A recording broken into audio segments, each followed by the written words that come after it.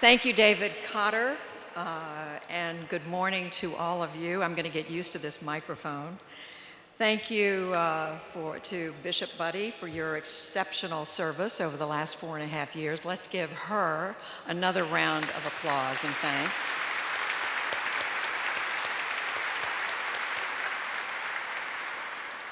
Thank you to Tim Coughlin of the WETA chair of the board, who invited me. I wouldn't dare say no to Tim. Where are you? Wave out there. Raise your hand. Hi, Tim. Welcome to Randy Hollerath, who I hope to get a chance to meet, sitting right here, the incoming dean, and I see a number of other good friends out here in the audience. It's just great to be here. I have to say it's good to be anywhere these days where we can take a break from talking about this election. What a campaign. We reporters compare notes. We've discovered that we all wake up the same way every morning. We sit bolt upright in bed and wonder what happened overnight on Twitter. I've been around long enough to remember presidential campaigns that were boring. This one is anything but.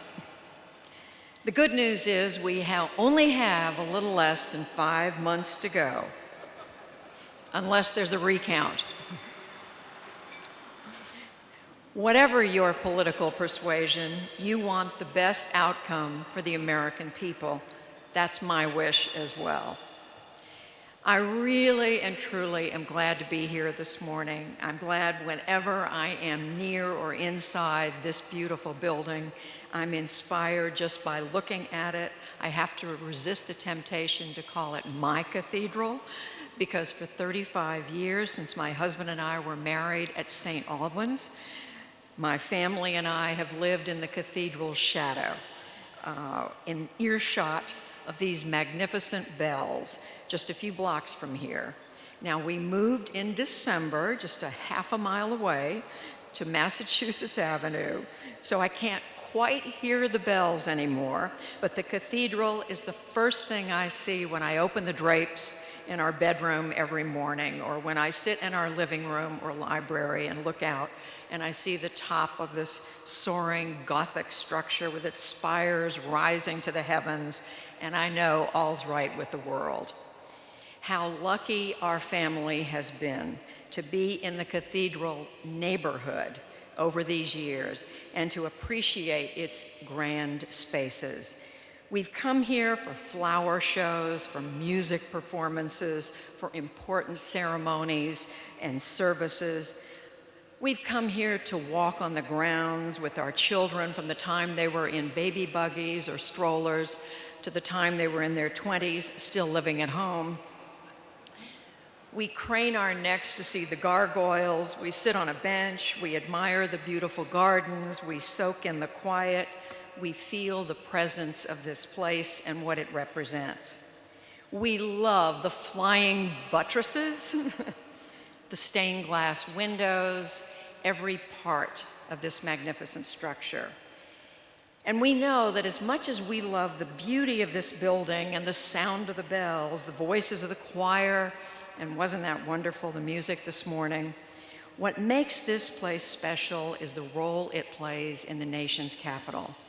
It is a gathering place for, at times, important people at important moments, for the Queen when she visits, for the funeral of a president, for the funeral of two leaders of the newspaper that essentially defined this city, Katharine Graham, the late publisher, Ben Bradley, the late editor. It is the first place many think of when we need to gather at a time of crisis, after 9/11, after the Virginia Tech shootings. We think of it now in the aftermath of Orlando. Here, the high and the mighty sit next to ordinary Americans to pay respect, to memorialize, to pray for our nation, just as so many journalists have done over the years as they came here to cover a moment in history.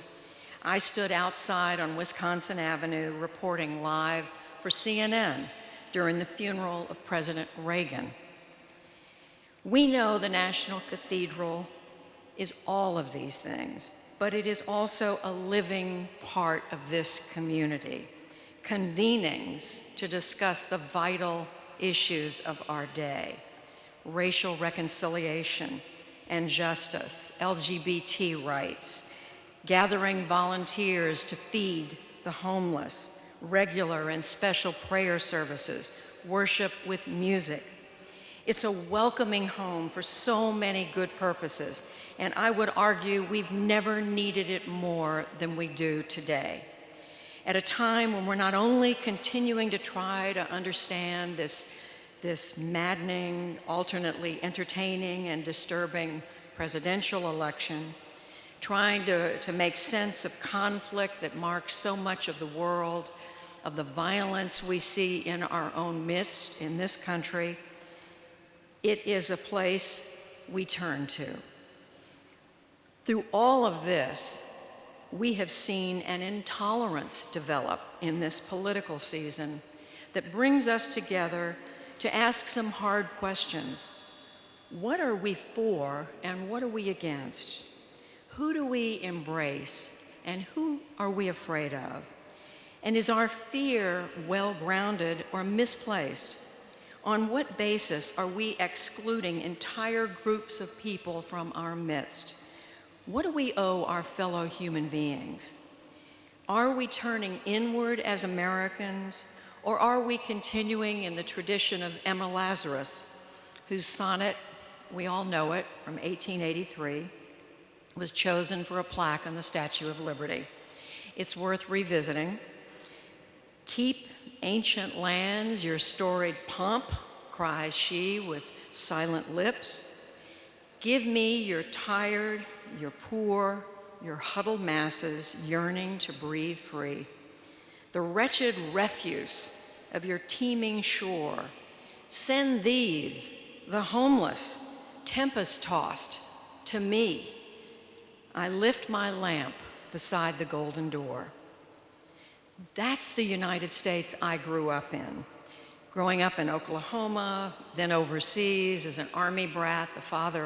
My father was in the Army for 25 years. We lived in Germany. We were in New Jersey and Missouri and Oklahoma again, and Taiwan, North Carolina, Georgia, and I eventually came to Washington. That's the United States I grew up in, thinking of what Emma Lazarus wrote. And as we confront the questions, these kinds of questions about who we are, about what we believe, and the understanding that we pray for at a time like this, we need today more than ever the convening power of this cathedral, the strength that it conveys, the welcome it provides.